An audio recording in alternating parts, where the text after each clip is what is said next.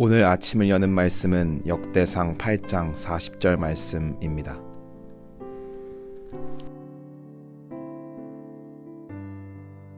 울람의 아들은 다 용감한 장사요 활을 잘 쏘는 자라. 아들과 손자가 많아 모두 150명이었더라. 베냐민의 자손들은 이러하였더라. 역대상 8장 말씀은 베냐민 지파의 자손들에 대하여 우리에게 소개하고 있습니다. 오늘 본문 말씀을 통해 하나님께서 우리에게 주시는 위로와 은혜는 무엇인지 깨달아 알고자 합니다. 역대상 8장에서는 베냐민 지파의 족보를 매우 상세하게 다루고 있습니다. 그렇다면 역대기는 베냐민 지파에 대해서 왜 이렇게 자세하게 설명하고 있는 것일까요? 비단 베냐민 지파뿐만 아니라 왜 이스라엘 지파들의 족보를 우리에게 소개하고 있는 것일까요? 이것은 역대기를 기록한 이유와 시기, 이 글을 읽었어야 했던 독자들의 상황 등 당시의 배경을 알아야 이해할 수 있습니다. 사실 역대기의 내용들은 사무엘서와 열왕기의 내용들과 일치하는 부분들이 많이 있습니다. 쉽게 말해 똑같은 내용이 두 번씩이나 소개되고 있다는 것입니다.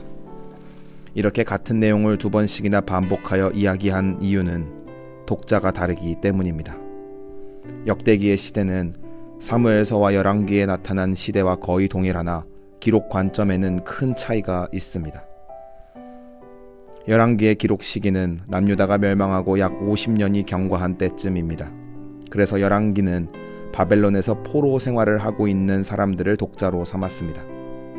그들에게 나라가 왜 멸망했는지를 설명하고 성찰하게 하는 것이 주요한 목적이었습니다.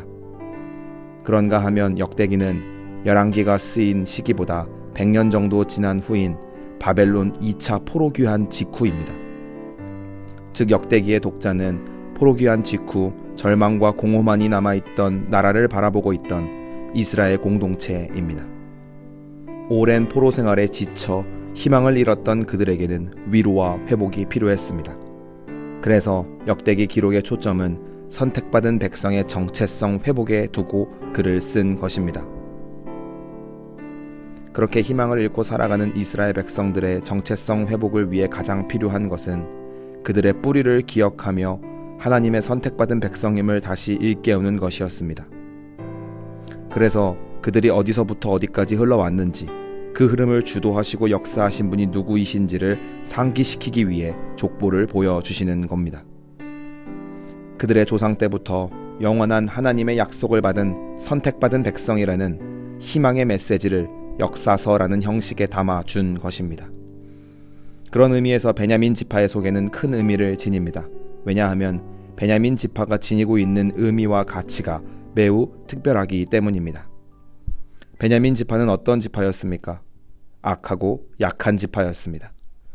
베냐민 지파는 이스라엘이 역사를 이어오는 도중 몇 가지 큰 실수를 저질렀던 지파입니다. 사사기 시대에 기브아 사람들이 레위의 첩을 겁탈하는 사건으로 인해 이스라엘 백성들이 분노하여 베냐민 지파를 거의 멸절 위기 전까지 만들었습니다. 또한 이스라엘의 초대 왕이었던 사울은 베냐민 지파의 사람으로 교만과 탐욕에 눈이 멀어 하나님을 저버리는 실수를 범했습니다. 또한 다윗을 처단하려는 숱한 시도에도 불구하고 실패했고 사실상 다윗의 정적의 위치에 서 있는 지파가 되었습니다. 그렇게 하나님께 죄에 대한 벌을 받았던 지파였습니다. 그러나 오늘 말씀에서 볼 수 있듯이 그들은 멸절당하지 않고 족보는 이어집니다. 다윗으로 하여금 그들을 품게 하시고 역사를 이어나가게 하십니다. 이것은 무엇을 의미합니까? 이것은 어떠한 상황 속에서도 하나님의 기업은 당신의 약속에 따라 멸망하게 하시지 않고 계승되게 하신다는 것입니다.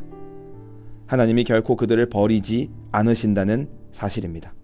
그래서 그 은혜 덕에 훗날 여로보암을 주축으로 한 10개의 지파가 반역하여 유다를 저버리고 돌아섰을 때 베냐민 지파만이 유다의 편에 서서 유다 왕국을 위해 헌신하는 용감한 장수가 됩니다.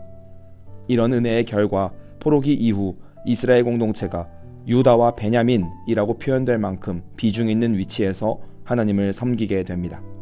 다시 본론으로 돌아와 그래서 결국 오늘 말씀에서 소개되는 베냐민 지파를 보며 독자들은 어떤 위로와 희망을 얻을 수 있겠습니까? 그것은 하나님은 이스라엘 백성들을 버리지 않는다는 위로입니다. 우리의 악함과 약함에도 하나님은 당신의 백성을 포기하시지 않는다는 사실을 상기하게 합니다. 실수할 수도 있고 잘못을 저지를 수도 있지만 괜찮다는 것입니다. 왜냐하면 하나님은 아버지로서 자녀된 백성들을 기르시기 때문입니다. 하나님이 이 족보를 통해 말씀하시는 것은 자녀가 실수를 하면 혼나는 것은 당연하다. 그러나 그렇다고 자식을 버리는 부모는 없다. 그 실수 속에서도 나는 너를 길러내지 않았느냐. 그러니 희망을 잃지 말고 하나님 안에서 다시 새롭게 시작하라 라고 말씀하시는 것입니다. 오늘 말씀을 통해 중요한 사실을 깨달아야 하겠습니다. 하나님은 결코 우리를 버리시지 않습니다. 하나님은 악하고 약한 백성일지라도 끝까지 기회를 주시고 은혜를 통해 살아내게 하십니다. 이것이 아무런 소망이 없어 보이는 이 험한 세상을 살아가는 우리들의 힘이자 희망인 줄로 믿습니다. 물론 우리에게 죄와 실수가 있다면 혼이 나기도 할 것입니다. 그러나 아버지 된 하나님은 자녀된 우리를 결코 버리시지 않고 끝까지 길러내실 것입니다. 그 약속 안에서 우리는 인내를 배우고 양육되어 하나님의 군사로 거듭나는 인생을 살 것입니다. 오늘 하루를 살아가시면서 아버지 된 하나님의 약속을 굳게 믿으며 어려운 현실의 세상을 믿음으로 살아내는 모든 성도님들이 되시기를 간절히 소망합니다.